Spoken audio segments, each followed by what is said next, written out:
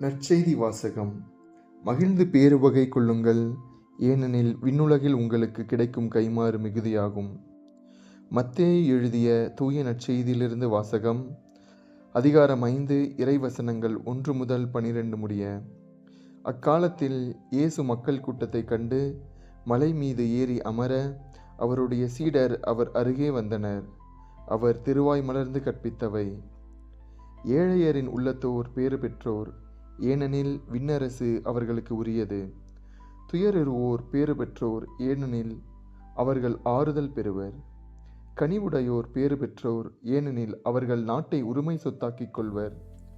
நீதி நிலைநாட்டும் வேட்கை கொண்டோர் பேறு பெற்றோர், ஏனெனில் அவர்கள் நிறைவு பெறுவர்.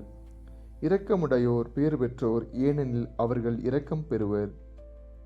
தூய்மையான உள்ளத்தோர் பேறு பெற்றோர், ஏனெனில் அவர்கள் கடவுளை காண்பர். அமைதி ஏற்படுத்துவோர் பேறு பெற்றோர், ஏனெனில் அவர்கள் கடவுளின் மக்கள் என அழைக்கப்படுவர். நீதியின் பொருட்டு துன்புறுத்தப்படுவோர் பேறு பெற்றோர், ஏனெனில் விண்ணரசு அவர்களுக்குரியது.